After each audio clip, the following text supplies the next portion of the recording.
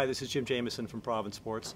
I produced a package looking ahead to the July 1st free agency window opening and how it may affect the Vancouver Canucks. As a fun kind of companion to that piece, I've also comprised a list of the worst and the best free agent signings the Canucks have done in recent history.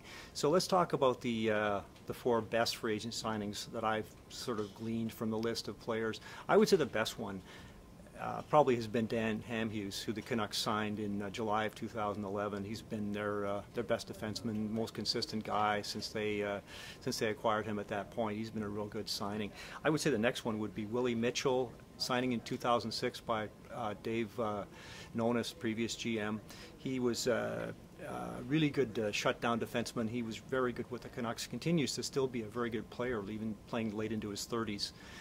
Number three, I would go with Manny Malhotra. Again, a guy that Mike Gillis signed in 2011, the summer of 2011. A big part of that best ever season the Canucks had is defensive play. Great face-off player. Okay, number four would be Michael Samuelsson, a player that again Gillis signed in the summer of 2009, played 2 years, had a 3-year deal, had 2 very good years, had some injuries the 3rd year, was traded, but good value for that money. Now we get down to the fun, which is the 4 worst free agent signings in team history, and of course the big kahuna's got to be Mark Messier. He was the player in 1997. Ownership went after him real hard, and they paid him north of $20 million over 3 years, which was a ridiculous amount of money back in those days. Ridiculous still, but big money. Messier was supposed to come in and be a new leader for this team and take him to the Stanley Cup championship. They already had a leader in Trevor Linden. Of course, he got pushed out.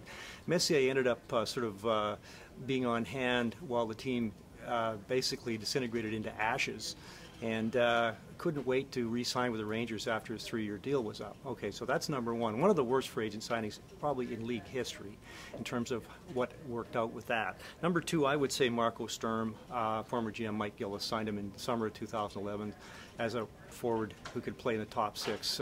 1-year deal, kind of a bridge deal just to get the team along, but Sturm could not play. It was basically a really bad miss. Number three, I would say Matthew Schneider, another signing by Gillis in 2009. Just did not mesh with coach Alain Vigneault. Just played under 20 games, had to move on, of course costing the franchise some money. Number four, I'd say Mark Chouinard, a player that Dave Nonis, former GM, signed in 2006.